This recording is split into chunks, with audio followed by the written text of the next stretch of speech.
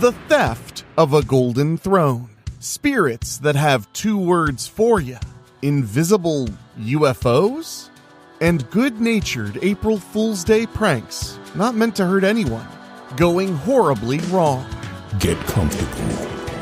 Turn off the lights. It's Monthly Spooky. Hello, my spookies, and welcome back because, yes, indeed, it is that time of the month, and it's time for Monthly Spooky. I'm, of course, your host, Henrique Couto, here with my good buddy and co-host, the ever imitable Michelle. Michelle, how are you? I don't know. Sorry, I didn't mean to start with the strong questions. I meant to start, I should have started easier and then worked my way up. Yeah, ask me about, I don't know, sewer pipes and stuff, not about how I'm doing. I mean, you know a lot about sewer pipes? I know some stuff about sewer pipes. Okay. I mean, when it comes to inspecting homes, how much sewer inspection do you have to do? Well, it depends on what they want done, because I'm in a general normal inspection, I'm looking at the exterior of the waistline for cracks and things like that. But then they can also get a sewer scope, and then I can look at all of the inside parts of it. Yay. Hooray. Yay. Well, I still like you. So for those who this may somehow be your first time, Monthly Spooky is a little kind of wrap up of the month talk show where we look at some spooky news stories and we talk about a topic that's usually in some way related either to the past month or to the month that's coming. And this month's topic is going to talk a little bit about April Fools. Okay. Because I love a good prank. I don't know about you. Do you like a good prank? Not really, no. No? No. Not even a little bit? Not really. Do you have any fond memories of pranking or being pranked?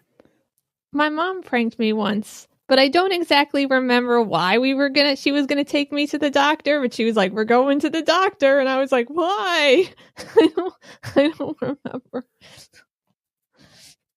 That was the prank? It was something like that. I don't remember. It was probably 6. I don't remember.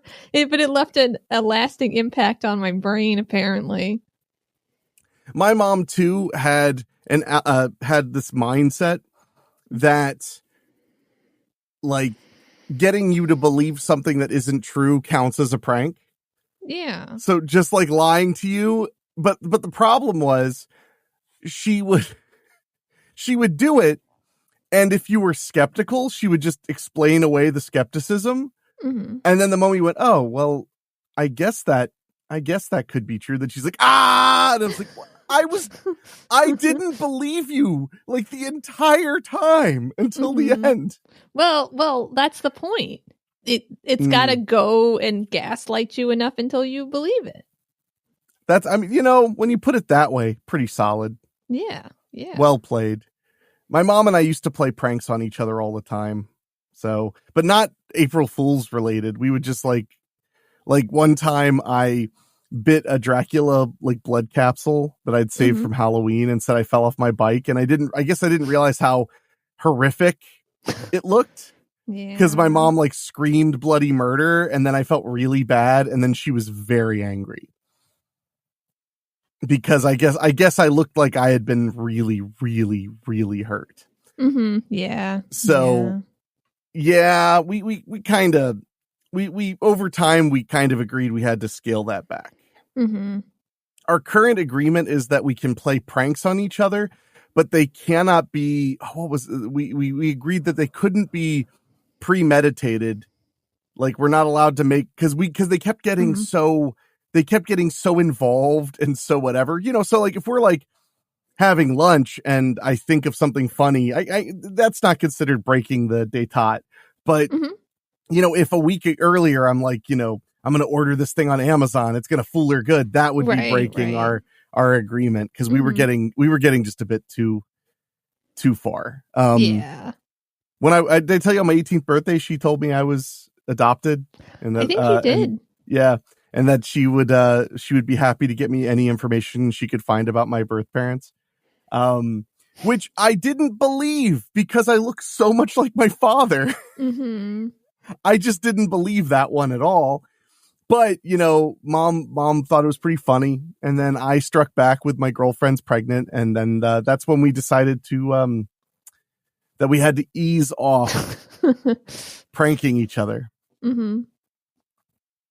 Yeah.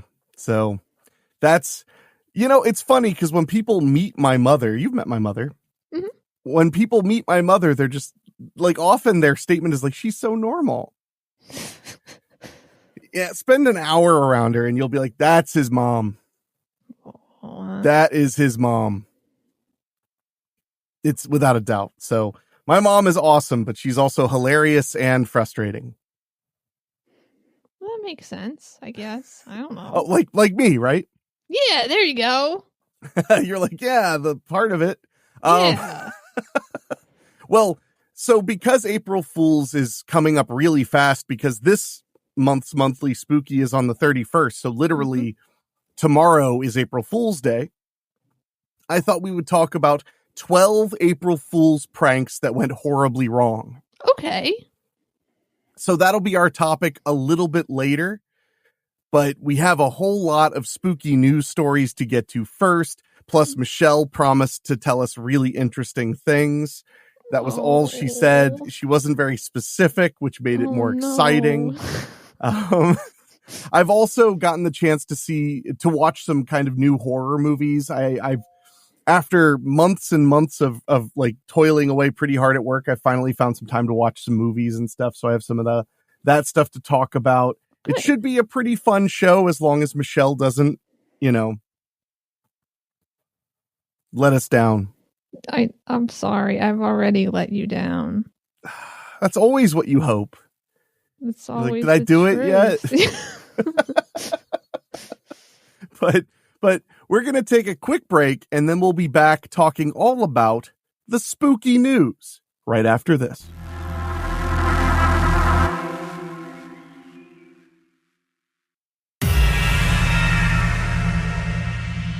And we are back.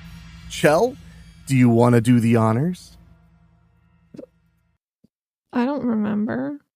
Oh, you don't remember if you want to? Yeah. It's time for the spooky news. The spooky news. And this first story, of course, is from... Chell, do you want to take this one?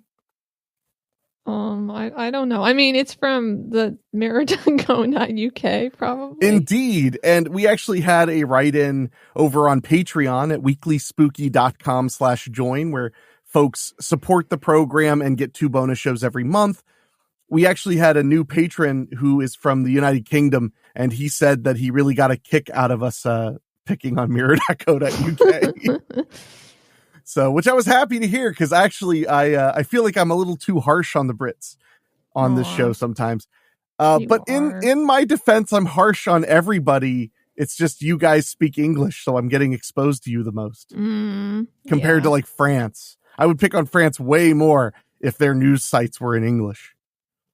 Just saying. I mean, you could just translate them so they're in English. It's not nearly as funny. Oh, fine. Plus, then they could be like, well, that was lost in translation. As to where with British stuff, I'm like, nah, dog, I can read this. Yeah, but they use different phrases and things. Maybe. They do. Maybe. But this article, the headline is, "The evil ghosts in our haunted home have stopped us from having children." That was so close to what I thought you were going to say. Really? Yeah. What did you think it was going to say? Having sex. So. Oh. Yeah. What is with you? Why is your brain in the gutter, Chell? What? I was right, basically, except I don't know if they're having sex or not, but they're not having kids. No, I feel like Banana Fish has changed you. No. I feel like that anime has changed you. No. You're not quite the person I used to know. Oh no. But the headline also said it's worse when I'm alone. Oh. Okay, sure. What, you don't like the SEO gobbledygook that is that title? Yeah, because now I'm confused. I think they are too. Because like if they have kids, they'll be alone less. That's so maybe true. it'll be easier. Man, that's been such a solid argument for so many bad marriages. All right. So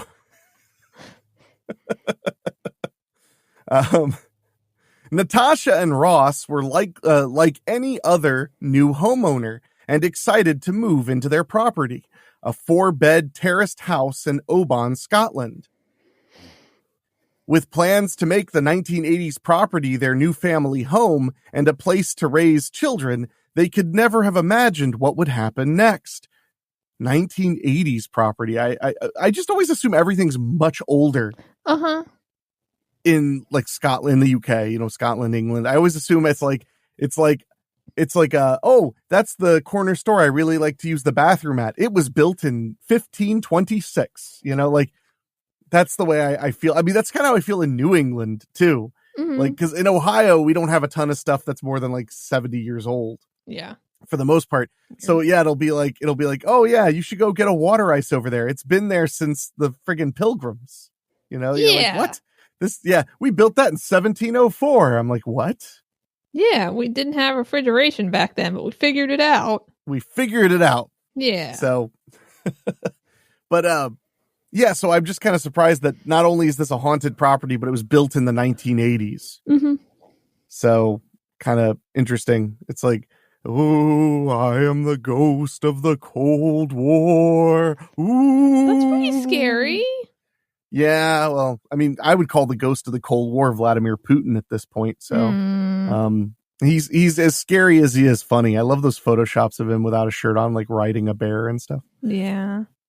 That's good stuff. I like any Photoshop that I know is illegal somewhere.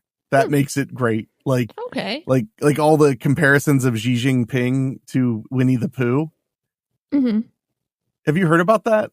I've heard about it, I guess. That straight up people call the president of China Winnie the Pooh. So they like ban Winnie the Pooh media in China because people will like promote it as a form of protest, like subversive protest.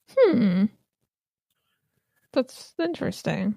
It is. And honestly, they're so like, I get it if he was being compared to Eeyore. That's when I'd be mad.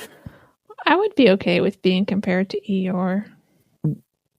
We know. But thank goodness you're not the leader of the largest communist nation in the world. Yeah. Oh, buddy, I'm sorry. Maybe someday. No, it's okay. I know it's not going to happen. Oh, now I feel like a real heel. Okay. Back to the story. Experiencing constant thuds, waking up with random bruises, and smoke alarms going off unprompted, the couple's home has become inhabited by evil spirits who haunt and torment them regularly.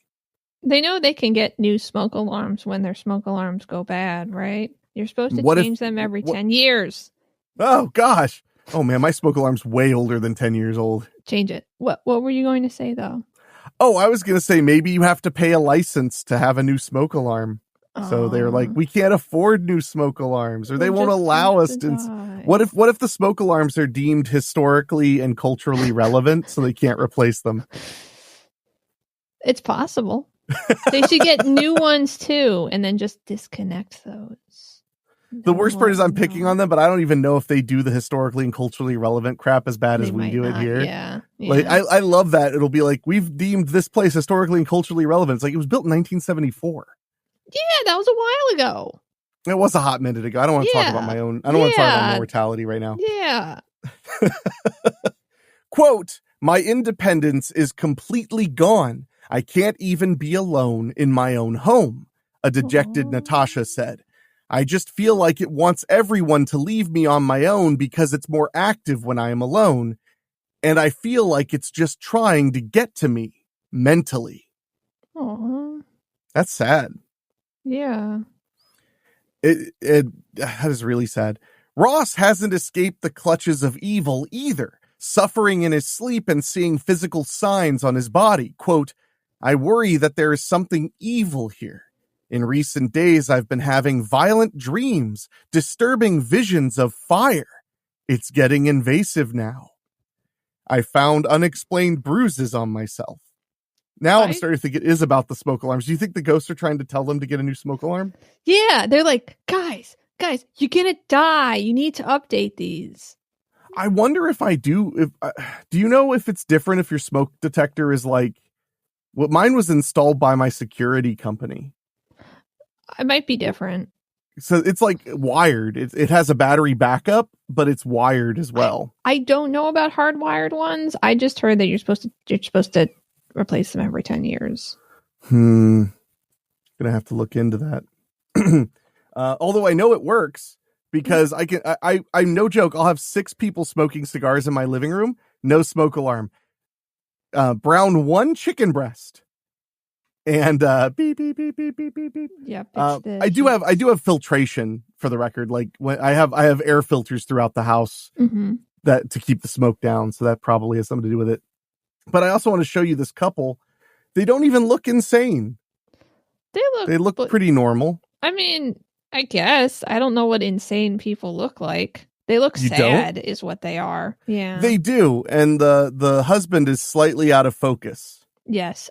Because the ghosts are over him. But I did want to say, though, that everything he said is just not a big deal. Like, wow. I'm sorry. I have really scary, violent dreams sometimes. I have bruises that I don't know where they came from.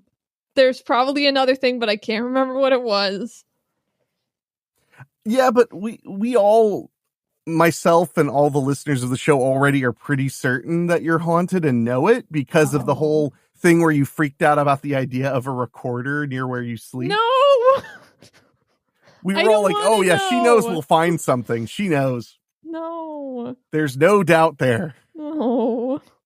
Well, we're going to take a quick break and then we'll find out more about why these ghosts are keeping these two from making the beast with 2 backs and a baby.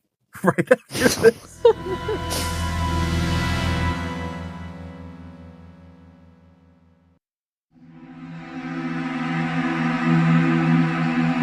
And we are back trying to find out why these ghosts won't allow this married couple to start a family.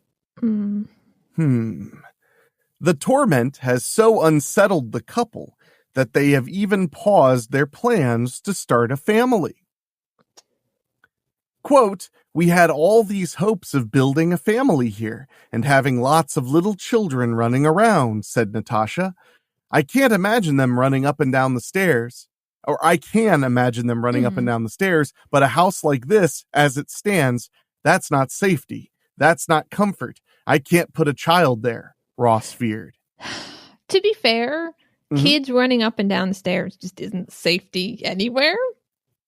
Well, the trick is you hand them a pair of scissors so they understand that the stakes are high. Yeah, they got to be careful. Exactly. The scissors. Yeah. Yeah. Yeah, they're like, oh, I better be careful. I don't want to get shish kebabbed. Yeah, got to run up and down the stairs while I'm making sure to hold the banister. Quote, giving up the home or not having children is heartbreaking. The team is our last hope, a desperate Natasha pleaded. The team in question is a set of paranormal investigators, Barry Guy, Ian Lawman, and Jane Harris from the brand new series Help, My House is Haunted. Scottish couple Natasha and Ross desperately need the ghost-busting trio to cleanse their home so that they can move forward with their lives and begin to raise a family. I think I know that show. It's a commercial. A lot of these turn yeah, kind of commercials. Thanks. I do have to say though, like I think Chelly, maybe you have insight because you're a little bit more sentimental about houses than I am. Granted, I have only ever owned one. So it's not like I'm just flagrantly, disregarding homes or whatever. I do love my house. It's just, if I could easily afford a bigger place, I would.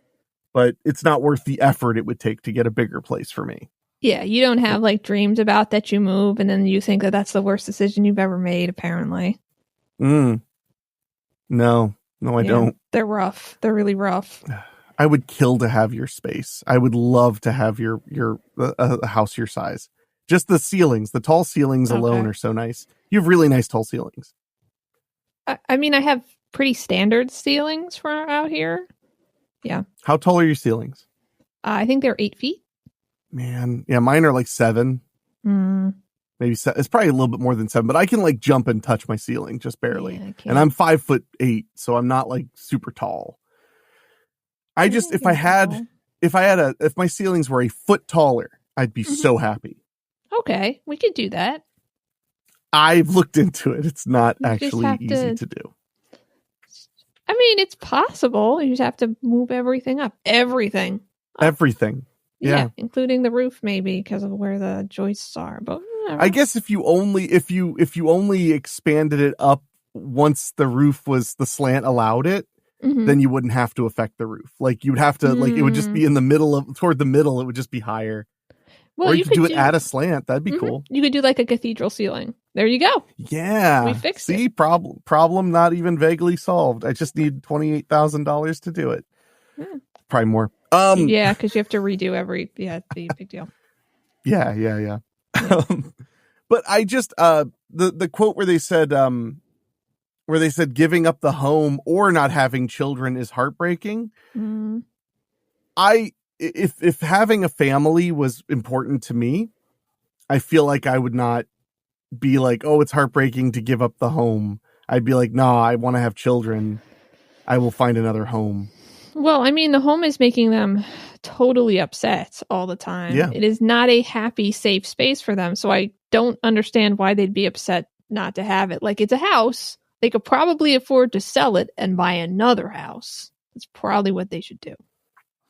I am of the belief often when I read these kinds of stories that there's a ulterior motive, like they're trying to get out of, people are often trying to get out of leases or loans that they can't afford. I don't think ghosts are going to work like that. I don't think you can. I didn't say it was a good idea. If anything, I was saying it's the stupidest idea. Oh, okay. It's like an act of total desperation. I mean, that's kind of what caused the Amityville Horror to be written. Oh. Was they couldn't really afford the house. So they were like, let's write a book. Well, no, they concocted a ghost story thing to try to get out of living in the house. Right. And then a book was written based on it, and they made tons and tons of money. I feel really bad for that house. Like, really bad. Oh, somebody lives there. Yeah, but it's so misunderstood and villainized, and I just feel bad for it. I mean, not really. I mean, nope. It didn't sit empty for long at all. Just saying. Okay. Like, the family who lived there briefly in 1975, they're the ones the book was written about. Mm-hmm. It's the address is 108 Ocean Avenue in Amityville, New York. And it's been sold multiple times. In 2017, it was sold for $605,000. That's so cheap. In 2017? I feel like it is for like a famous house. Well, it's famous for being haunted, so I don't think that helps. Now you got me wondering. Thanks. Sorry. Now I gotta know. Well, we're gonna take a quick break, and then we'll. So now I'm thinking about Amityville real estate, which is just why. Of course, I would. Yeah. Don't you need to know? I mean, I kind of want to know. I mean, maybe 600,000 is fair. I don't know. Well, in 2017, I'm sure it's worth $1 million now. Mm-hmm. At least. Amityville house sales history. Yeah, it just sold in 2023 for $1.46 million. Okay, all right, then I'll give them that. Oh, which was $240,000 less than asking. I feel like once houses are over $1 million, the whole like asking thing is ridiculous. Why? I mean, like the way, like it just doesn't make sense the way it, like, you know, it's like, yeah, we took 200,000 off. It's like, yeah, but it was still $1.4 million. You know? Yeah, think about how many thousands that is. That you could buy a whole other house with that money. I mean, in another place, yeah. Yeah. Oh, so here's a somewhat detailed breakdown. The house was foreclosed on in 1977 after the Lutzes left. It was then sold to a guy named James Cromarty who lived there for 10 years. Mm-hmm. Then in 1997, it was sold for $310,000. Wow. 2010, it was sold for $1.15 million. 2016, it was put on the market for $850 and sold for $605. That's really interesting though, because wait, when did you say it sold for 1.5 million? In 2023, very recently. Oh no, like before that, the one before the. 2010 was when it sold or was listed for 1.15, but it sold for $850. So it's still really Yeah. Sorry, it's really interesting that the price went down that much in 2017 because there wasn't really anything going on in the market over there. 2010 was right after the collapse of everything, so that should have been the low one. So I do think 600,000 was low. Yeah, that does sound a bit low, but it also sat for a really long time. And we don't know anything about Amityville, New York. Like, it's really nice, I believe. I'm sure it's very nice. I'm just saying, like, for all we know, like, you know, houses were overvalued there for a long time, or something. It's possible. Well, great. Now we went down a rabbit hole. We're going to take a quick break, and when we get back, we're going to talk about the story right after this.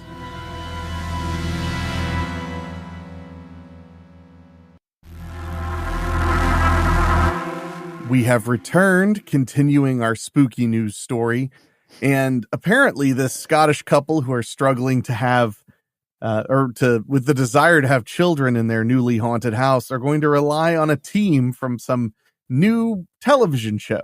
Yeah. That Michelle might be watching actively. I'm not right now, but in the past, maybe.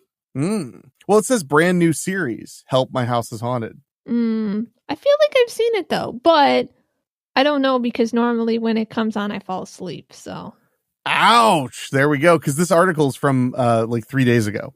Oh, okay. Well, maybe it's I don't know. In shocking footage captured by Help My House is Haunted team, whilst they attempted to connect with the menacing spirit, Bari gets stabbed with 3 drawing pins in the back of his leg. What? What is a drawing pin? I don't know. Do they mean drawing pen? No, I think they mean pin. No, I wasn't ready for this. What is a drawing pin? Oh, it's like a push pin. Oh, how does like that happen? Thumbtack. Does he sit on them, or did they just? It says there? Back of his leg. So could be sat down on them. Well, this is where it gets worse. Bari gets stabbed with 3 drawing pins in the back of his leg, which he declares as, quote, the weirdest thing that's ever happened to me.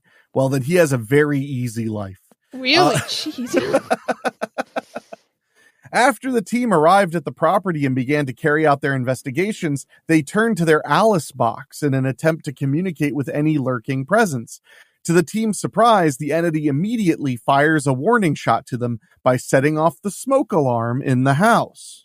It's a lot of reference to fire. I think, quote, I think this is a warning. We need to be careful, says a wary Ian, alerting the others. Jane makes an interesting symbolic connection between Natasha and setting off the smoke alarm. Quote, do you know what's weird, though? This kind of connection between the dreams you've been having about fire, it's almost as if the smoke alarm going off, it's trying to trigger your worst fears. It's trying to intimidate you, she explains. That is the worst interpretation. I mean, my interpretation is smoke alarm goes off a lot, thinking about it a lot, have dreams about fire. But I think she's claiming that she had dreams about fire first, which maybe. My point is, if I was going to put on my creative charlatan hat on this, I wouldn't assume that it's trying to make you upset because, like, first of all, that means that the thing is knowing what you're dreaming. Mm-hmm. If it's going to know what you're dreaming, why not go all the way and say it's giving you fire dreams? Right.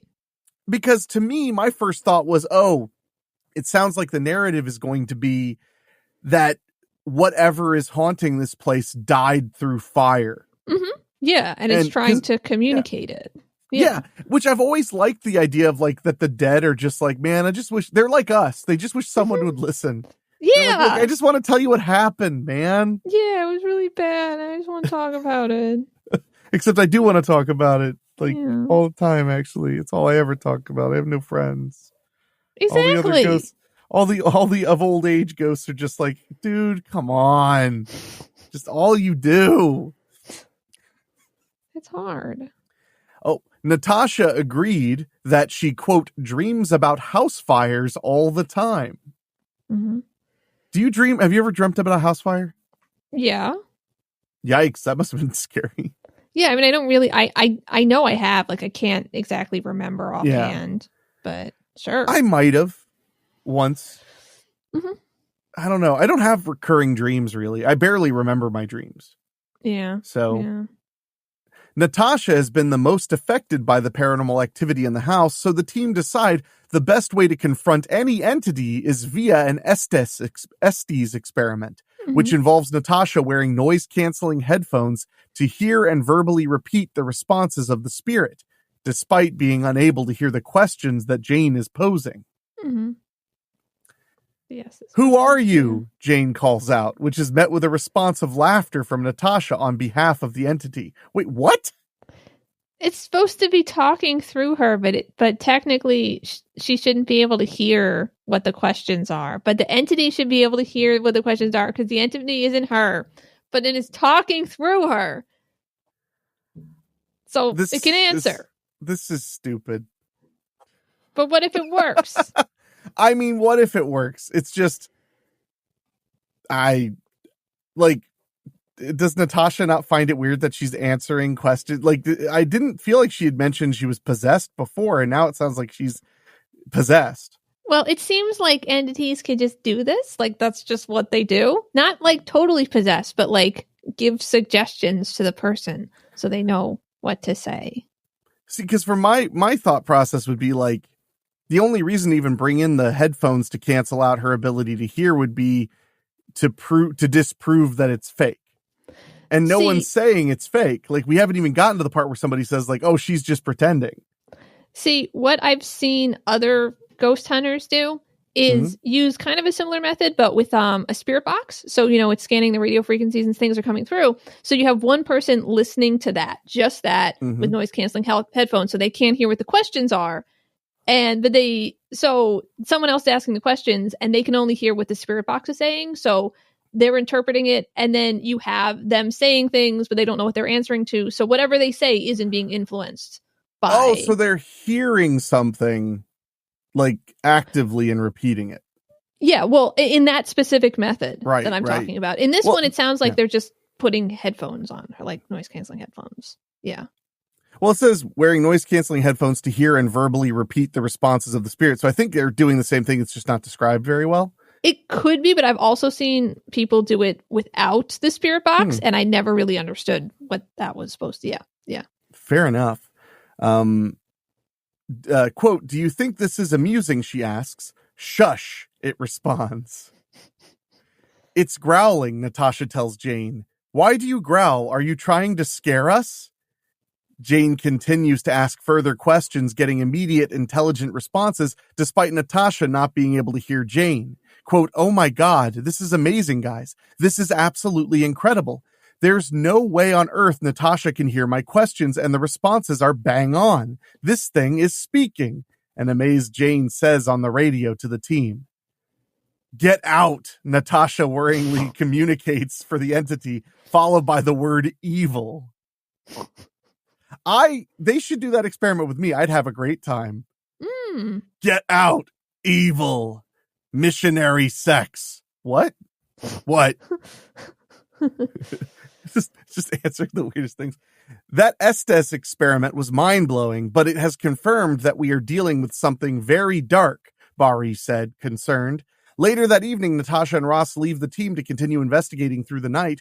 Whilst they're calling out to the spirits, one of the most shocking moments in Help My House is Haunted history occurs. See, I told you. Maybe this was a new episode and not a new show.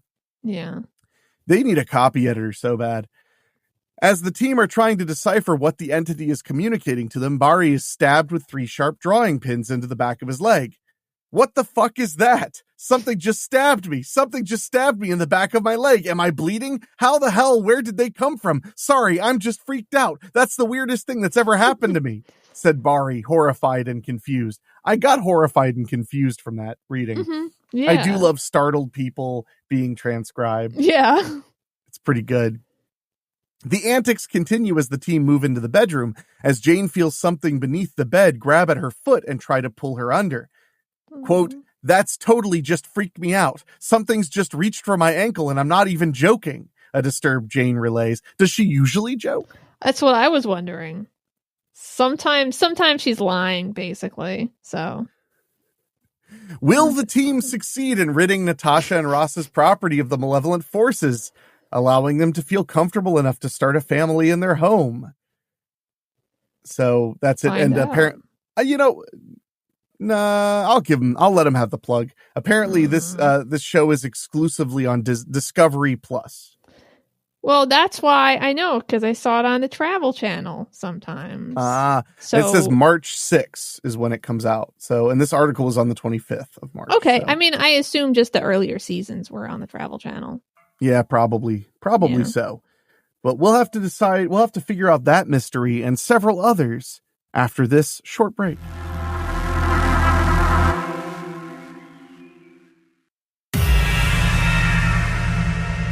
And we're back. Michelle, I have a question for you. What? When was the last time you went to the library?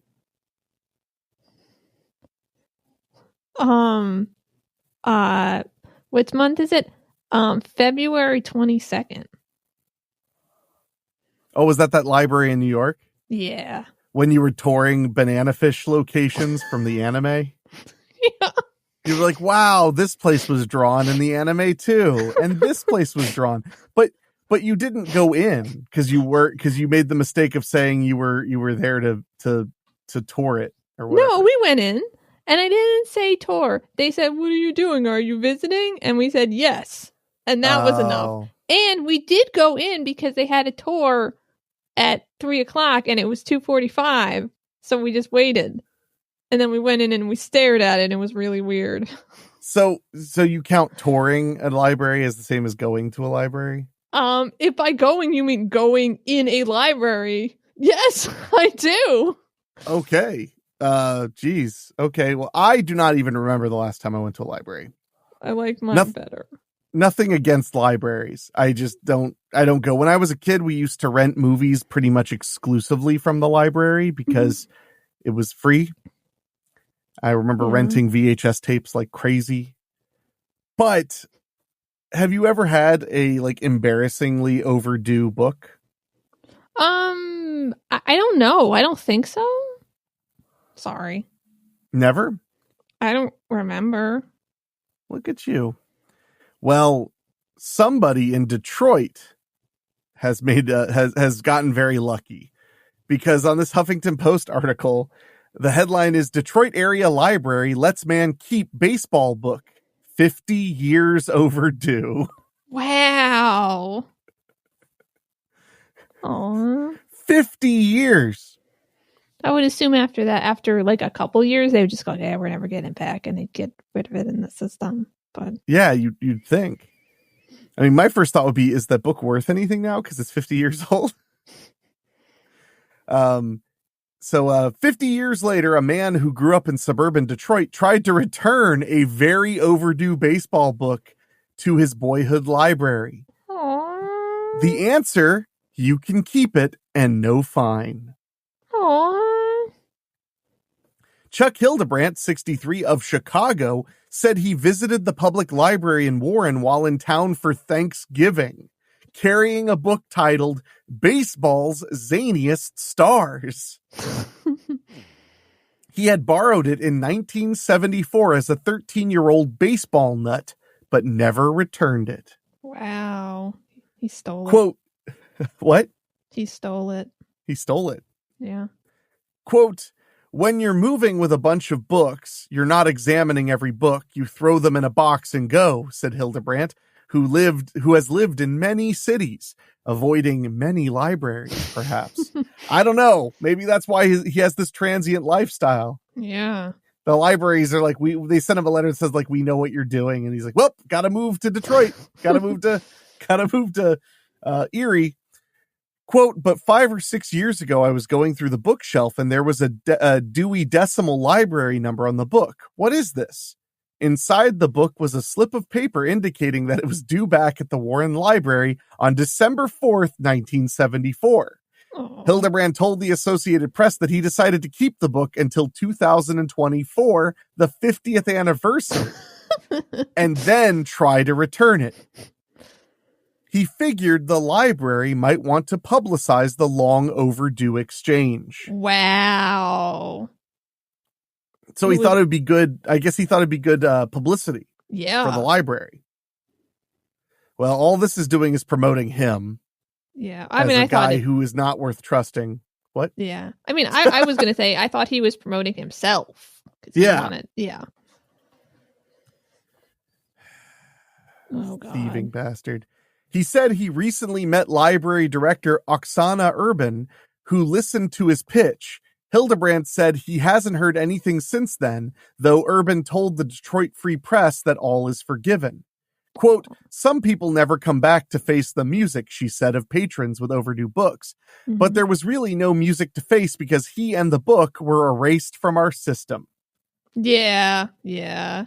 Now it sounds like they're not playing along at all. It sounds like they're just annoyed that he contacted them. Yeah. 50 years later on the anniversary, come on. They have other things to do. At least he was like, how about we make this fun? You know, I'm just saying, like, for him. Sure. For him. I'm just saying her response of like, you know, there was no music to face. It's not in our system. Who cares? It's like, you could have said like something funny about like, we appreciate his desire to make it right, you know, or something. I don't know. It's not on that librarian to make the story. Well, now you're going to feel bad because he did something maybe nice. Oh. So baseball's zaniest stars is back on Hildebrandt's shelf. In return, he's now trying to raise $4,564 for Reading is Fundamental, a nonprofit literacy group.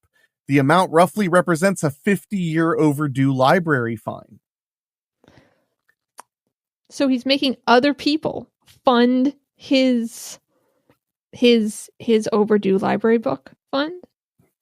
Hildebrandt is seeding the effort with $457. That was the next sentence. So he put in $457. Wow, $457. I think he thought they were going to charge him. Mm-hmm. And he was willing to pay it as like a good deed. Like paying a library. Okay, but now and then the library's like, we don't care, go away. Yeah, and he was like, okay, I'll get other people to pay it then. I mean, does it still not help? I mean, yes. As of this recording, he's raised $5,345. Okay. For charity. Well, that's nice. So I'm sorry that you hate that he wanted to help. Yeah. He made this all about him.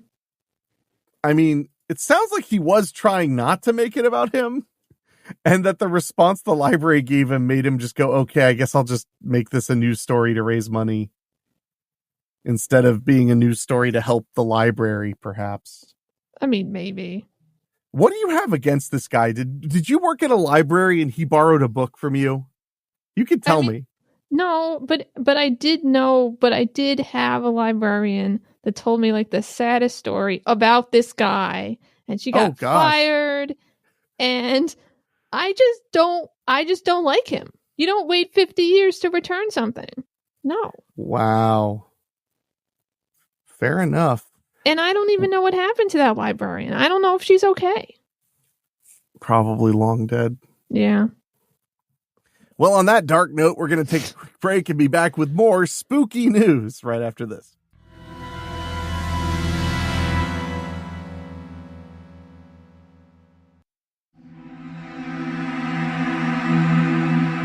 we are back with another story from mirror.co.uk. The headline reads, Ghost Hunters startled as spirit confronts them with rude two-word phrase. Oh.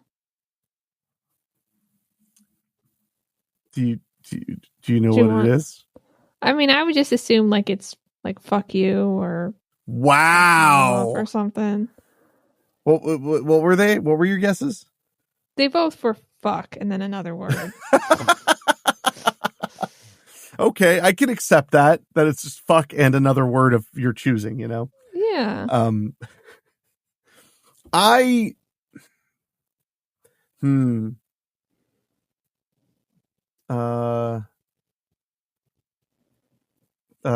Holy shit, no. That's not rude. No, it's not. Well, we'll find out. At least you put your guess in. Well, you took the best guesses, because fuck you and fuck off. You got both. I'm sorry. So I'm trying to think of like a rude two-word phrase. What about shut up? Oh, that is rude. Mm-hmm. Well, I've been watching a lot of documentaries about 90s wrestling, so I was like, what about suck it? Yeah, okay. That was the catchphrase. If ever there was a perfect example of like late 90s, early 2000s, it was like, yeah, the number one show on TV, one of the main characters had a catchphrase and it was suck it. That is like, in a nutshell, the world we grew up in. Yeah. I remember a classmate did the D-Generation X crotch chop from WWF and said suck it to a teacher and he got suspended. Aww. Oh, simpler times. Yeah. A pair of ghost hunters were horrified after visiting an abandoned graveyard recently and claimed a spirit issued a rude two-word phrase to them. So, I mean, I guess a graveyard can be abandoned because we've went to one. Yeah, exactly. It just feels weird to call a graveyard abandoned when mostly it's dead people that live there, but there is a lot of maintenance at a graveyard. Yeah, people own it, so usually. Paul Calmedow? It literally is Cow Meadow, is how it's spelled. Huh. Paul Calmedow. Meadow? 48, and Ed Francis, 51, own Gloucester Paranormal Investigation Services, or GPIS, and are well known for their spooky adventures across the United Kingdom. The duo, who bonded over their love of all things paranormal, decided 7 years ago to start planning investigations. Now they spend their time exploring old farmhouses, abandoned buildings, graveyards, railways, and churches.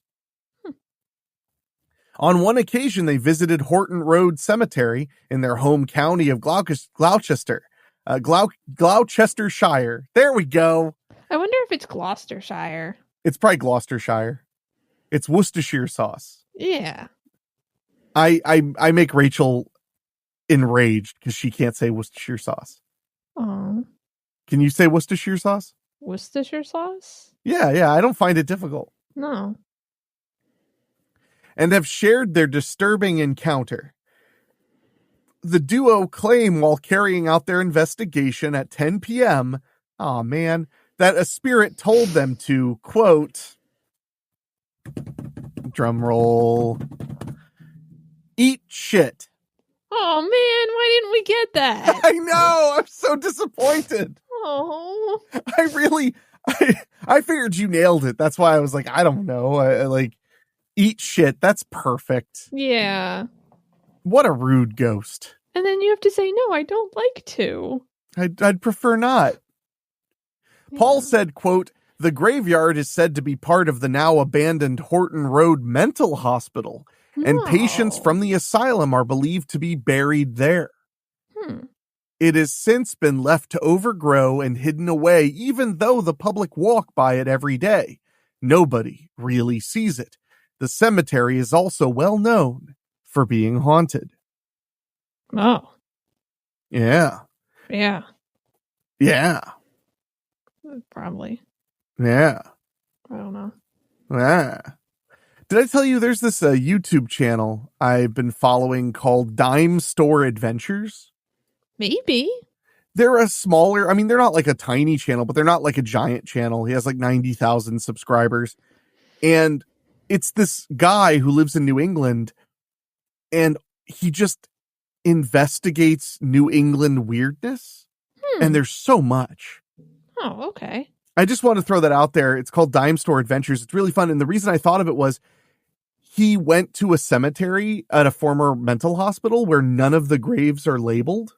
Oh, like they all have numbers, no names. Mm-hmm. And he found the document with the names and causes of death on it.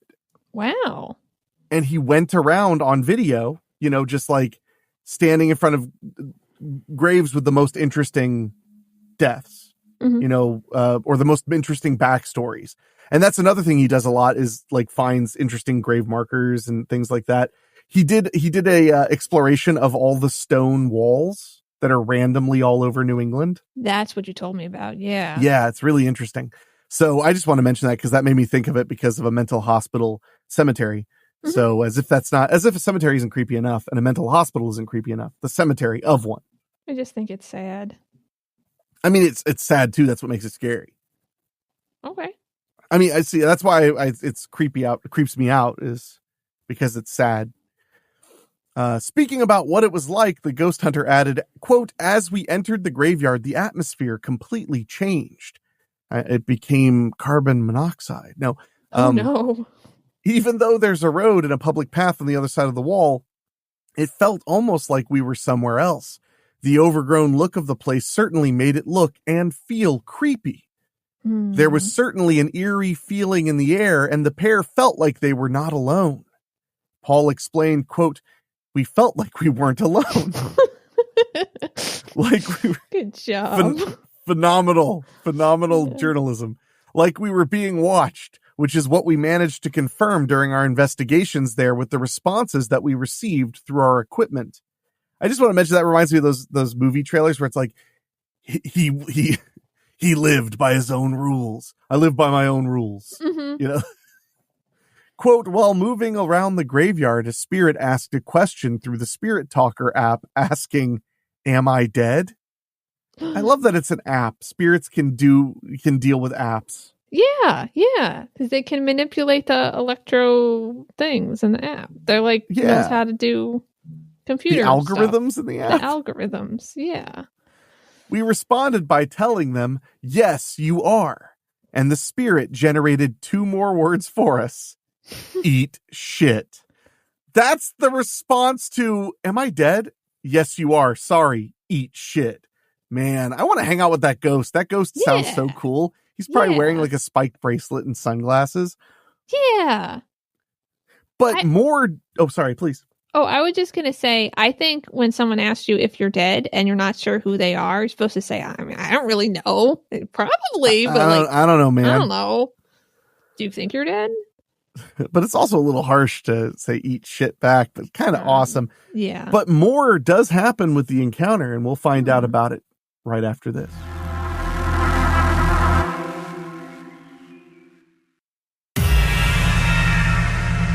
We're back, and our intrepid ghost hunters have just been told to consume feces by a spirit via an app. It's pretty good. Pretty good. The pair said that they came to the conclusion that it must be a spirit, man, get a copy editor, mira.co.uk, quote, "in denial," and, quote, "doesn't want to believe they are actually dead," they said. Well, then why is it going around asking strangers, "Hey, am I dead?" Yeah, I mean, obviously it's concerned that it could be dead, because I don't usually ask people I ask people if I'm dead all the time, but yeah. Am I dead? I don't know. Thank God. At least she didn't tell me to eat shit. Oh my God. They also claim, God, get a copy editor, guys, that the spirits ask, quote, "What's the box? Explain that device." What's in the box? In one video they shared online, a ball they had taken with them moved off of a grave with the name Thomas on it.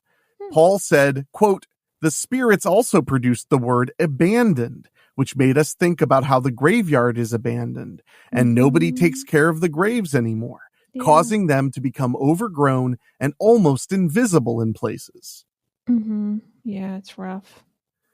At one point, Ed started removing some of the ivy and leaves away from a nearby grave, making it more visible, and the spirits produced the words, thank you so much. Aww. And also said that it was nice to see us. Aww.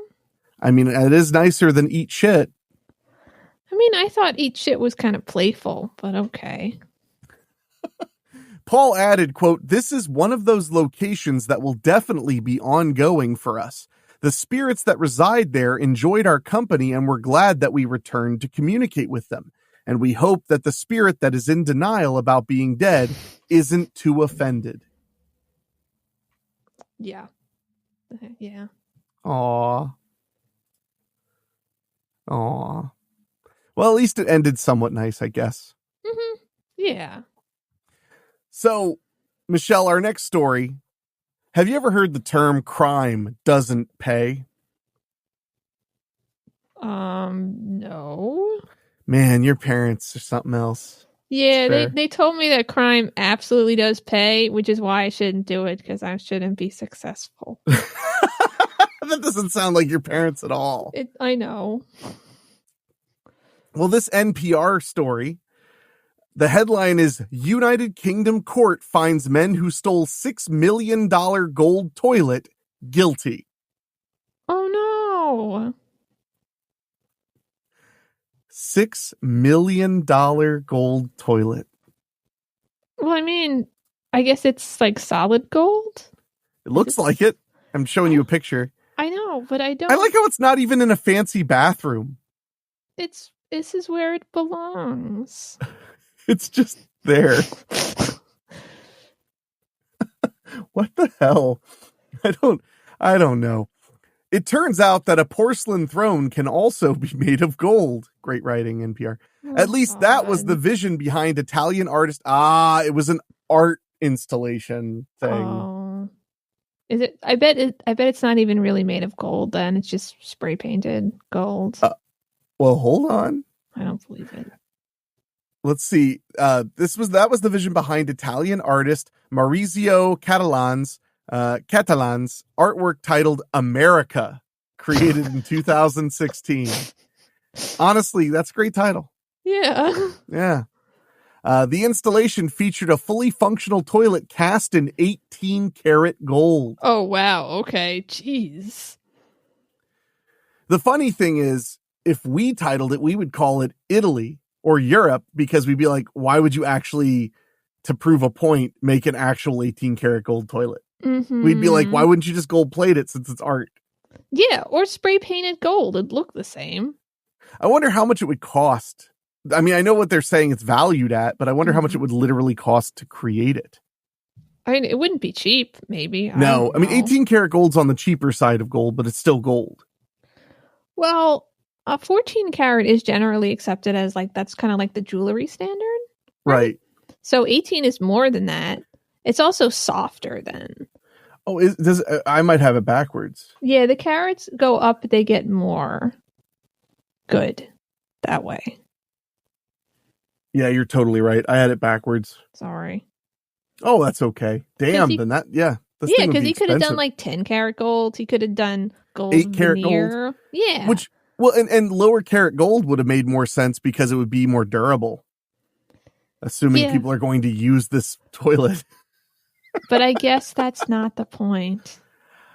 Well, then all of it is ruined. If no one's going to use it, then what's the point at all? I don't know. What's it saying about America? I mean, to me, it's saying that we want riches that don't make sense. Like, we want riches for the sake of riches. Well, then why wouldn't it make more sense to have an 18-karat toilet? Because it makes even less sense than a 10-karat toilet or Okay. Yeah. I could see that. Might as well really do it up. It was initially displayed at the Solomon R. Guggenheim Museum in New York City and later at the Blenheim Palace in the United Kingdom, where it was stolen in 2019. It's been stolen for a long time. Wow. This week, 2 of the people involved in the theft were convicted in a United Kingdom court. 3 things to know. The original heist took place on September 14th, 2019, when a group of thieves used sledgehammers and crowbars to remove the toilet from the floor of the Oxfordshire historic Blenheim Palace. It reportedly took them under 5 minutes to escape with the luxurious latrine. That's a good turn of phrase right there, luxurious latrine. Yeah, it's pretty okay.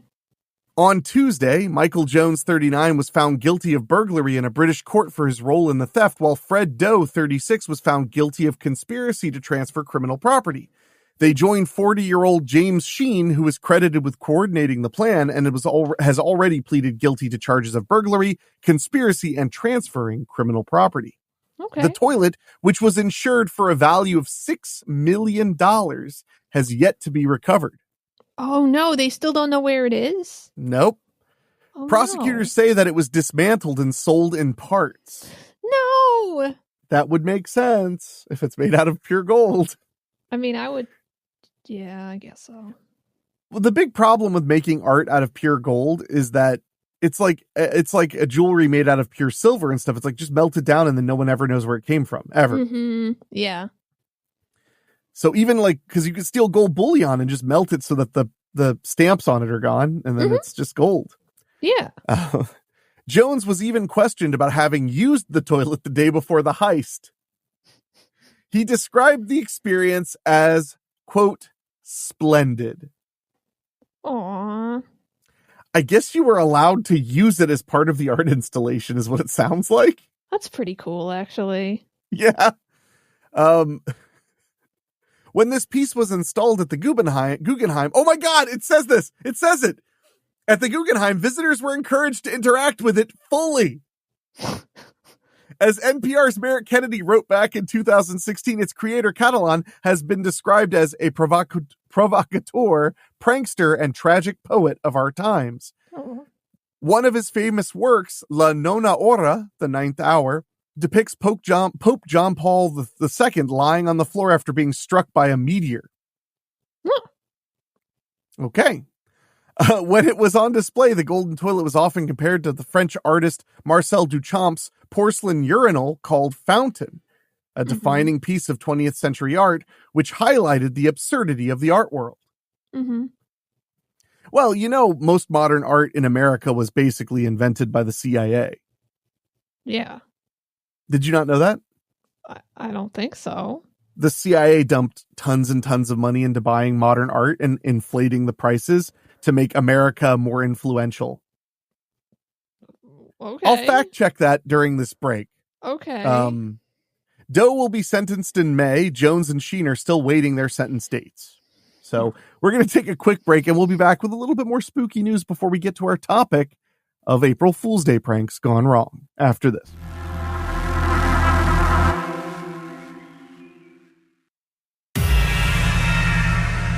All right, we are back with just a little bit more spooky news.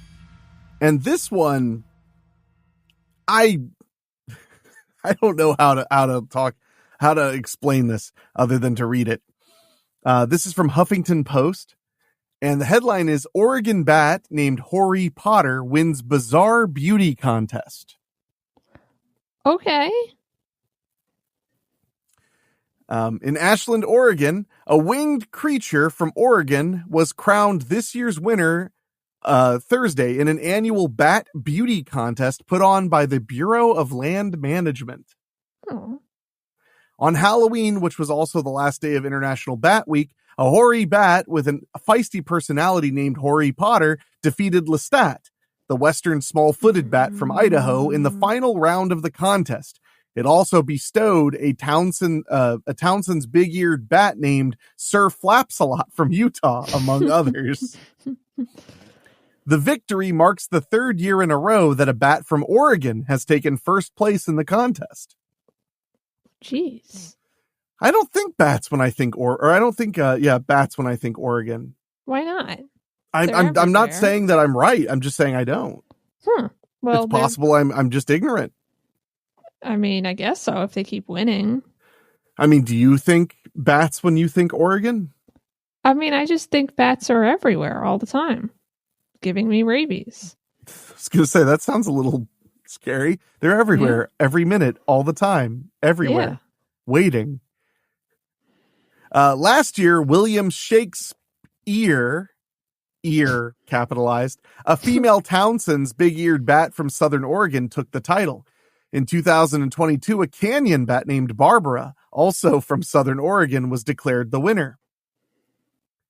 The federal agency has held the competition since 2019 to raise awareness about the animal's ecological importance. The bats are part of wild populations living on public lands and are photographed by agency staff. BLM posted the photos on its Facebook and Instagram accounts and asked people to vote for the cutest one. Aww. Thank goodness they didn't ask them to name them. Batty McBatface. That's Batty McBatface. Hoary bats are known for swift flight and wrapping themselves in their own tails to mimic leaves and to hide from predators, the agency said. Because of this attribute, it's estimated Harry Potter would be, quote, the perfect candidate for Seeker on this year's Quidditch team. Oh, a Harry Potter reference. Fine. Oh, it even says, referring to the game in Harry Potter that is played on flying brooms. Yeah. Emma Busk, the Bureau of Land Management wildlife technician who photographed Harry Potter, said bats play a key role in the environment by eating insects and pollinating flowers and fruits. But they're increasingly facing threats of habitat loss, disease, and light pollution, and are often misunderstood as scary disease carriers, she said, which you helped to propagate that theory by saying they have rabies. But they have rabies. But I like them, and I don't think they're scary. I just think they have rabies. Well, Emma Busk from the Bureau of Land Management said right at the next line is literally, quote, less than 1% of all bat populations actually carry rabies. And the bat-to-human disease transmission is actually really low, she said. Although by saying really low, she makes me wonder because that's not scientific, really low. Yeah. It's really low compared to 100%. It's very low at 60%. Yeah. Busk said she hopes the event inspires more love for the only flying mammal. Did it have pictures of the bat that won? Because I believe hoary bats are really, really, really cute. I mean, do you find bats in general to be very cute?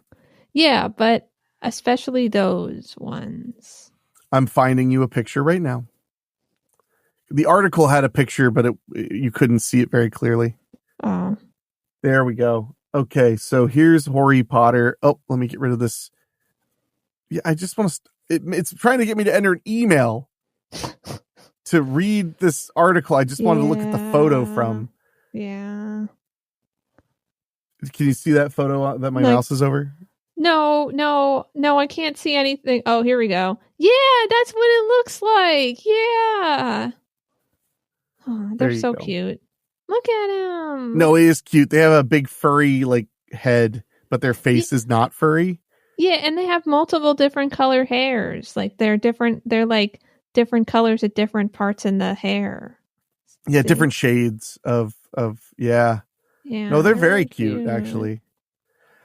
I don't really have a problem with bats, and I definitely don't go around saying they spread disease in order to make people hate them like some people I've met, apparently. Oh.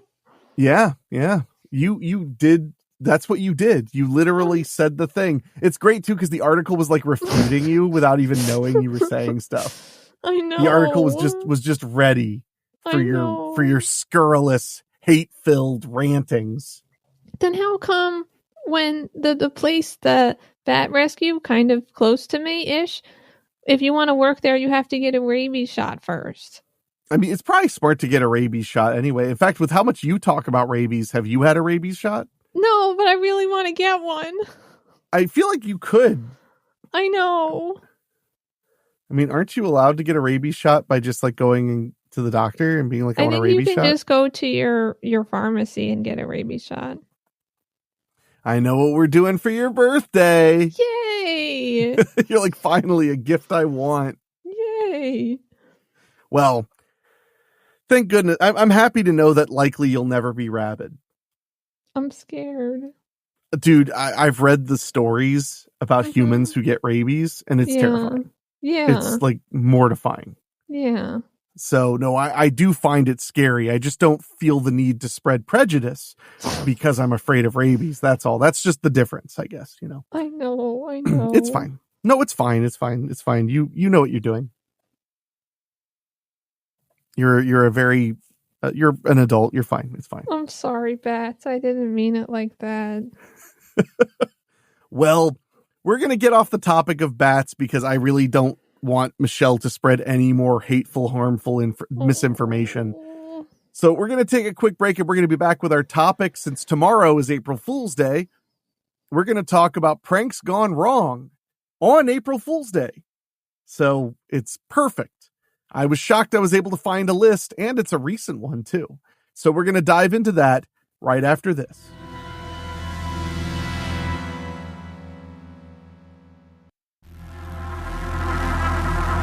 Well, Michelle. Yeah. I know that you and pranks apparently are not that cool. Yeah. Were you the kind of kid that, like, if somebody played a prank on you, you just cry? No, nobody played pranks on me because I wasn't liked. Oh, people played pranks on me because they hated me. Oh, they didn't do that to me. Oh. Yeah. I'm sure people hated you. I'm sorry. Oh, no, they did. They just didn't show their hate that way. Those lousy Jersey kids are just so lazy. Yeah. Well, I found a really great article on Reader's Digest. 12 April Fool's pranks that went horribly wrong. And it's from this month, so it's Wow. relatively updated. Yay. So I thought we could talk about this and hopefully get a few laughs, or maybe it'll just be all sad. Yeah. And which would be what you hope, yeah? Yeah, exactly. April 1st is April Fool's Day, so we hope you've prepared a list of all your favorite pranks, jokes, and prankees to commemorate the occasion. But hold your horses. No matter how popular the day has become, April Fool's fun comes with a cautionary tale. Whether you're thinking of pulling pranks based on your zodiac sign or plotting a prank on your parents, spouse, or kiddos, mishaps can happen. In fact, there are plenty of pranks gone wrong on April Fool's Day, and we're sharing some below. Yay, I guess. I like when they try to get clever. As you dive into these pranks gone wrong, let them serve as a reminder to prank wisely, stick to people who can take a joke, and always think twice before pulling a stunt. So, as you brainstorm the ultimate gag for your crew, keep this list of some of the worst April Fool's Day pranks in mind. It's all fun and games until someone has a whoopee cushion catastrophe. All right, that's what they went with. Yeah, apparently. Fair enough. The very first April Fool's Day, that's number one. There are many theories, or is that in the numbers? Yeah, it is, I think. They don't make it clear. They're like, we just want you to click. We just want you to click. There are many theories as to the origins of April Fool's Day, but some historians believe the day originated in 1582 when France switched over to the Gregorian calendar. Oh. See, that's the thing. Everything always leads back to that damn Gregorian calendar. I know. I don't know why I even try to think I'm going to learn something new when it all goes back to the damn Gregorian calendar. It sucks. And we should have never changed. Yeah, really. Yeah. Which changed New Year's Day from April 1st to January 1st. Oh, that's got to be weird. Back in those days, the news took a little longer to reach everyone, and those who were a bit slow on the uptake, celebrating New Year's Day on April 1st, for example, became the butt of pranks, including having paper fish glued onto their backs because fish are easy to catch. Okay. To this day, people still refer to those who are easily fooled as fish. They would call them gullible, except ahem, that word isn't in the dictionary. Ha ha ha If you check, it's because you are. Yeah. So they would tape a fish to you, suggesting you were gullible. Yeah. And they just had them and tape with them too. Look, I'm not here to defend resistance of the Gregorian calendar, but how is that person the gullible one for not hearing about something new? That's my problem. I don't understand at all. Like, I could see if it was the other way, because people were like, oh, we changed it. And they're like, that's the stupidest thing I ever heard. So then those people were gullible, they thought, but then they weren't. But still, Yeah. I don't know. So here's one. On April 1st, 1992, a man claiming to be Richard Nixon told NPR he would be running for president, then added, I never did anything wrong, and I won't do it again.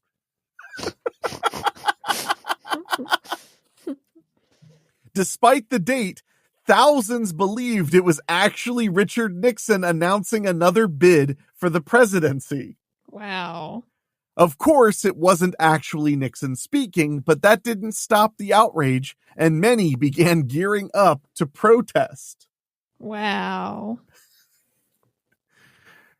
Welcome back to NPR, where tonight we're taking calls. Richard Nixon, you're on the air.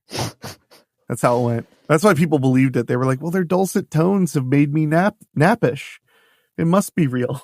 You're so mean. To NPR? Yeah. Do you know what NPR stands for? National. I don't know. What do you think it stands for? No pulse required. Yeah, I know. Oh man, you might remember this one. I remember this prank. Okay.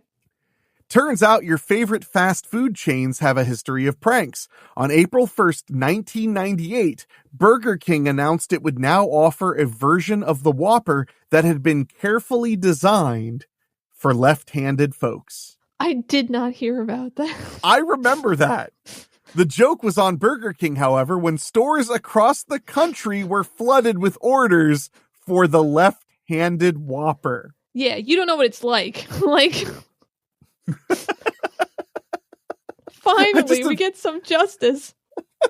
I just imagine you like picking up a hamburger and going to take a bite and it just falls apart. Yeah, like out of your head. You're like, oh does. man, Yeah, why? right-handed burgers.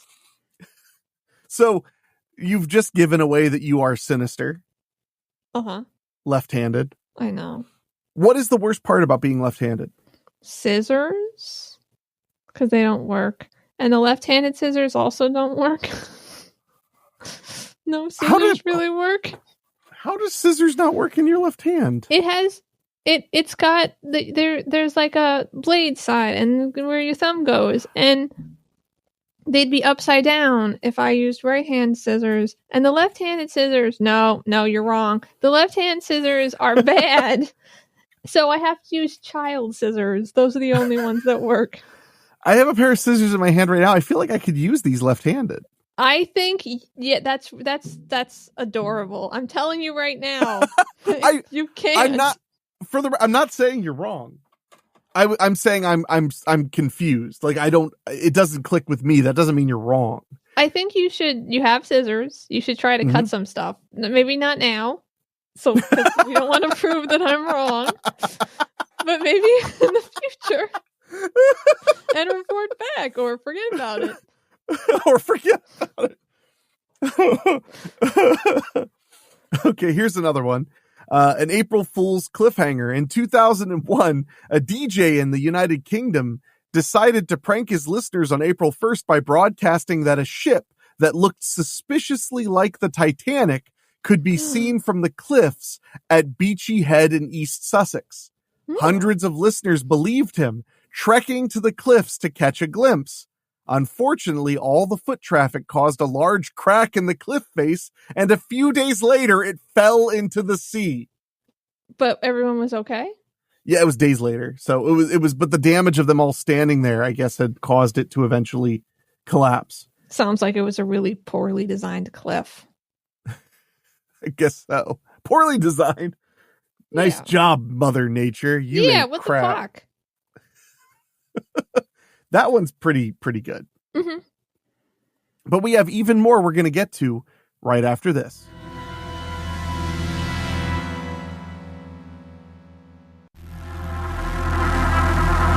We're back with some more legendary pranks gone wrong. And this one I remember, and I didn't fall for it. Oh. This this is far from being a good April Fool's joke. On April 1st, 2002, a couple of Kansas City DJs announced the local water supply had been found to contain high levels of dihydrogen monoxide, or DHMO, whose side effects included sweating, urination, and skin pruning. Hundreds of citizens flooded the water department and the police with distressed phone calls. Too bad dihydrogen monoxide is actually H2O, the chemical name for water. Yeah. The DJs were widely criticized, and one government official even accused them of terrorism. Oh my God. In 2013, two Florida DJs pulled the same prank. The resulting clamor got the DJs yanked off the air and nearly saddled with felony charges. I just feel like everyone is dumb. It's all dumb. Well, the reason I didn't fall for it was that my science teacher in middle school taught us the dihydrogen monoxide joke. Mm-hmm. Yeah, yeah. Like, she taught us that. She said, like, I want to introduce you to a new chemical compound. And she, like, told us, like, it causes excessive sweating, urination, and everyone who comes in contact with it dies. Mm-hmm.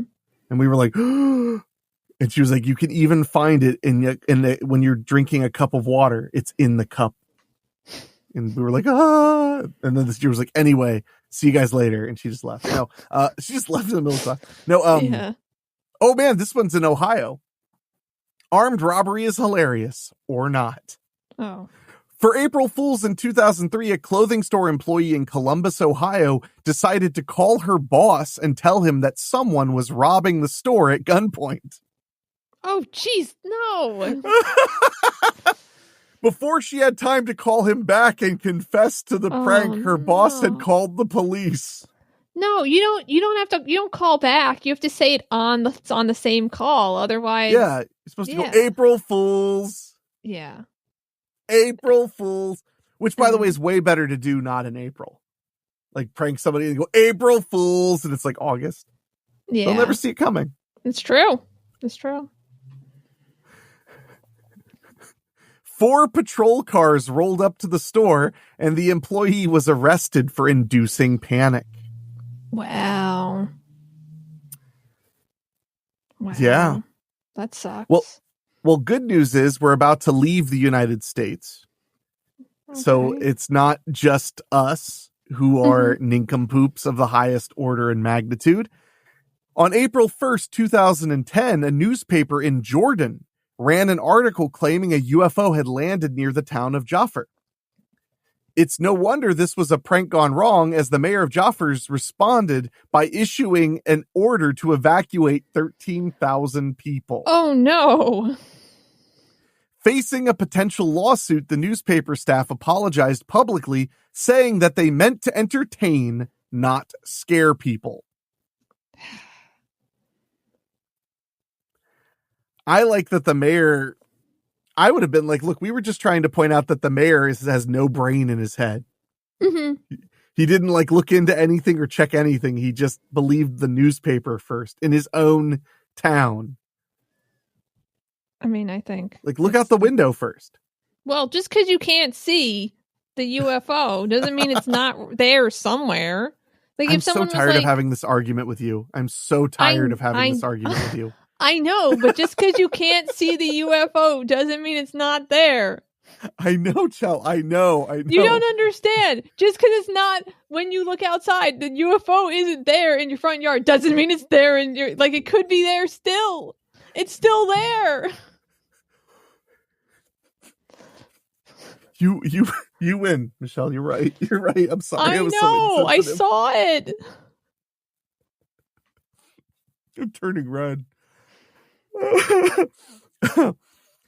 In 2013, Susan Tammy Hudson of Kingsport, Tennessee, called her sister on April 1st and said, "I shot my husband. I'm cleaning up the mess. Let's go bury him in Blackwater." Oh, God. This was a prank gone wrong because though Hudson may have thought she was being funny, no one else did. Sure. And soon the police showed up. Okay, how bad of a sister have you been that your sister would... Okay, I'm not saying that you should help. Like, if your sister called you, Chell, and said, like, I just shot somebody and I need to hide the body, how would you react? I don't know. I would probably say, okay, well, here are some places that you can hide a body because I can't help you. Also, then I would hang up and call the police. You would call the police? I might call the police. No, I probably wouldn't. I'd probably call my mom, and then my mom would be like, what do we... See, I'm not saying that you should, without question, help your sister or whoever bury a dead body. But you don't call the police. I kind of want to know more information about what happened so that I could record it. Oh my gosh! I can't record it because I'm in a two-party consent state. Yep, you're in Pennsylvania. I drive to New Jersey. That's so ridiculous. But her sister calls the police. No charges were pressed after Hudson's husband arrived home alive and well. How come she didn't get arrested? I don't know, probably because it does sound like a prank. Like, it's not like she said it in a public area to, like, cause a bunch of chaos. I do think that the woman who got charged with inciting panic for only pranking her boss was not really fair. No, it wasn't. Because the police incited panic by showing up in mass, you know. But I don't know. That's a murky space. Ooh. Here's one. A text prank is less elaborate than this one. In 1708, Gulliver's Travels author Jonathan Swift set up an epic April Fool's Day prank by pretending to be an astrologer named Isaac Bickerstaff. He published a set of predictions, the most notable of which was that a celebrity astrologer of the time, John Partridge, would die on March 29th. On March 30th, Swift circulated an anonymous account of Partridge's death of fever. Wow. On April 1st, someone knocked on Partridge's door to set up funeral arrangements. Wow. Partridge, of course, was alive and well, but the rest of his life he had to insist he was not dead. The prediction finally came true 7 years later without Partridge ever finding out the real identity of Isaac Bickerstaff. That's friggin' legendary. That's like the stuff of legends. Yeah, it's pretty good. That's so good. I can't overstate how good that is. Come on, like two like somewhat like famous rich guys in the 1700s pulling crap like that's pretty solid. I guess. You know, it's not like he pulled it on some guy that worked at like a pub he didn't like. He did it to like a famous astrologer. We're gonna take a break and then we'll wrap up all these April Fool's Day pranks gone wrong right after this. I just don't know that there's a UFO if I'm not seeing it. I'm sorry. I don't understand what the problem is. Like, just because you can't see it doesn't mean it's not there.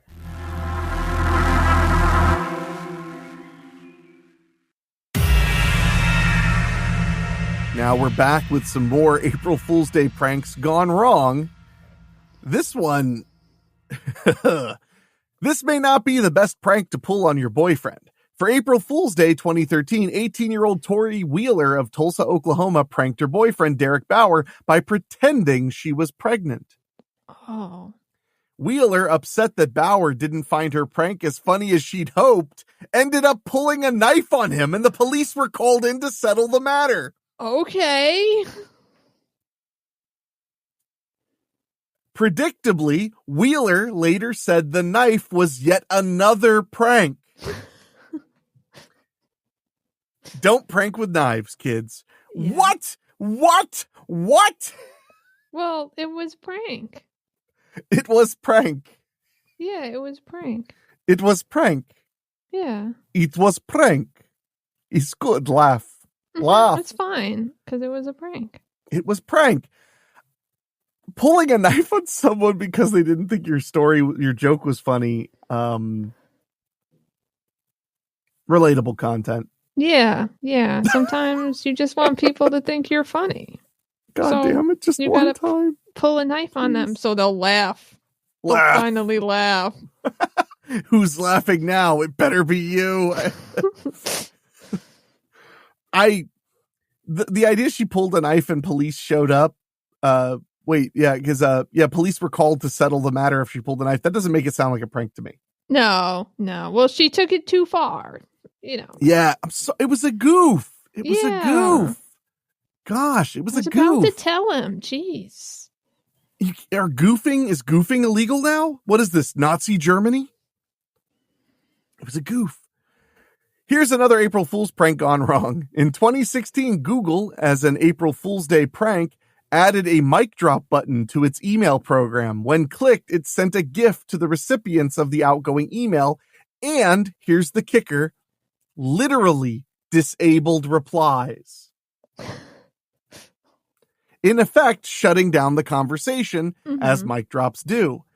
But the big problem was that the mic drop button was right next to the send button, leading a number of hapless and later horrified people to mic drop their bosses, clients, spouses, children, friends, and family. That's on them. Supposed to look at the buttons. You're cold on that one. Look at the buttons before you press them. Although Google disabled the button, the damage was done. It was far from being a good office prank since at least one individual reported getting canned thanks to Google's jest. Oh no. I mean, it's a harsh mic drop. Yeah. To do to your boss. I'm assuming that it tells them like you are no longer able to contact this person. Maybe. Yeah. I don't even know what to say on that one, dude. I would be pretty mad. Well, and they might have literally said something that was like really important to respond to because they didn't know that you wouldn't be able to reply. Yeah. So I don't know. That's a mic drop. Yeah. Kind of wish I had that button now though. You could just get a microphone because you have them and you could just drop it. I don't want to drop my microphones. My microphones are my friends. On something soft? Like get a pillow, drop the microphone on it. See, now there's so many parts. All right, our last one. For April Fool's Day in 1980, Boston TV news producer Homer Silly, it actually rhymes with silly. I just said silly. Produced a television... I know how to pronounce Cilley. Thanks, Reader's Digest. Produced a television broadcast about a hill in Milton, Massachusetts that had begun oozing lava and spewing flames. He included fake warnings from then-President Jimmy Carter and real footage from Mount St. Helens eruption that implied the Massachusetts volcano had fully erupted. Wow. April Fool read the card at the end of the segment, but hundreds of panicked citizens flooded law enforcement phone lines anyway. Silly was promptly fired for failing to exercise good news judgment and breaching FCC regulations. Aww. I mean, I feel like there's not a lot of excuse to believe people won't panic from something like that. Yeah. Because of the War of the Worlds. Yeah. Have you ever listened to the full War of the Worlds broadcast? I mean, I guess not. It's good. It's really good. It's not super long. I really highly recommend listening to it. I don't think the recording's public domain because I should play it like for Halloween or something on the podcast. That'd be a cool like bonus show. But when I listened to it, I was shocked to realize that every break they mention that it's not real. Yeah. And it still caused all that panic in Jersey. Yep, your ancestral homeland was just as concerned about UFOs as you are. Now I get where it comes from. It's not my ancestral homeland, but that's okay. I mean, I guess it's just your homeland. Yeah. Of sorts. Yeah. Fine. No, you're from the Bronx. Da Bronx. You're from the Bronx. It's right. You're right. It's making me feel bad. Oh. Wait, I don't feel like that's an accomplishment. I feel like now you're trying to put it on me that I made you feel bad. Yeah. Would it help if I said April Fools? It was all a prank? It was all a goof? No, because I don't believe it. Oh. Okay, fine. You win. Thanks. There is a UFO outside my house. I believe you. You're right. It's definitely there. I don't know why you can't see it. Well, we're going to take a quick break, and then we're going to talk a little bit about some horror movies I watched this month, a little bit of Reddit creepiness, and wrap things up for the month and head into April Fools. So that'll be right after this.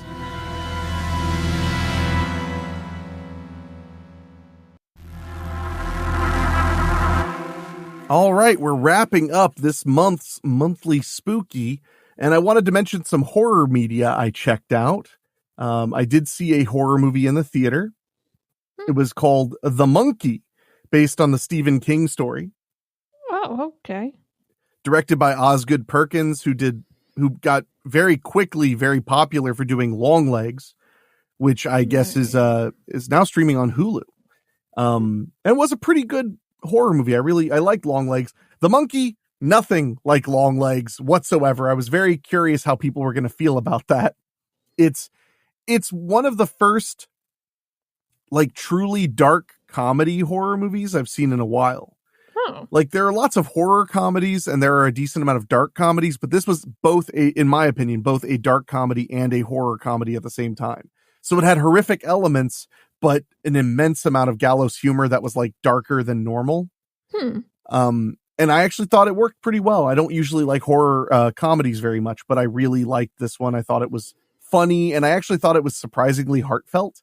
It had some moments about like how to deal with loved ones that are dead that like hit me hard. I thought were really insightful and sweet.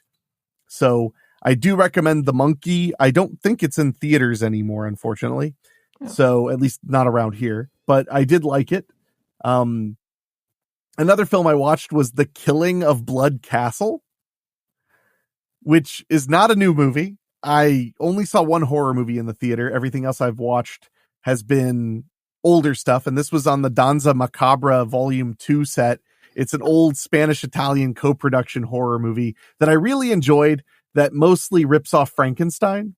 It's this woman comes to a castle. At first it feels like it's Dracula, but then it feels more like it's Frankenstein. But then it becomes kind of a werewolf movie where people are claiming in the village that this count, who is a scientist, is actually a werewolf and that he turns into a beast at night on the full moon and kill because people keep turning up dead in the village. Mm-hmm.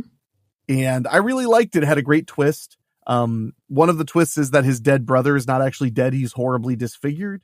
We discover that pretty early on. He's horribly disfigured, and all of the experiments they're doing are actually trying to give him a face again. Oh man. But it's kept kind of secret. But of course, because it's an old school kind of Gothic horror movie, actually not kind of, it's a very Gothic horror movie. He's gone mad from being hideous. Mm-hmm. So he's like completely insane and willing to kill anybody to get what he wants. It's a really cool movie.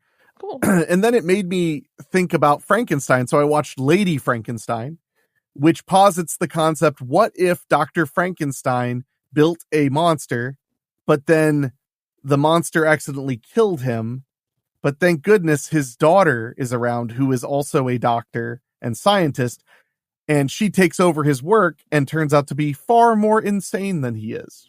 Yay.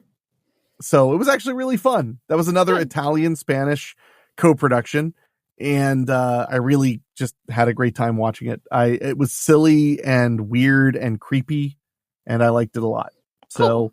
So, and then the last thing I watched for something totally different is I watched the late 90s film Campfire Tales, which was a movie I used to rent on VHS when I was a teenager, when I was like 13, 14 years old. And it's straight up like an urban legend movie. It's a movie about urban legends, as in they're telling each other campfire stories, hence campfire tales. And like one of them is the Humans Can Lick 2 story. One of them is based on The Hook. One of them is based on the Locket, the woman with the ribbon around her neck. It's really fun, creepy, but it's also 90s as hell, which for me, it adds a lot of charm and nostalgia. So I had a great time watching that. And that one's on Amazon Prime now. That's why I watched it. I was like, wait, there's an HD copy of that movie I used to rent on VHS. Wow. I would like to watch that. So anyway, those were the movies I watched. What is going on with you, Chell? Did you find anything creepy on Reddit of note? So it was hard because I found a lot of things that I was like, yeah, that's pretty dumb. But I did find one that I thought was really interesting. So there's a woman, I assume, and she sees a charge on her credit card. I'm going to switch you're still going to see me, but I'm not going to see you so that I can see this. Okay. Stuff.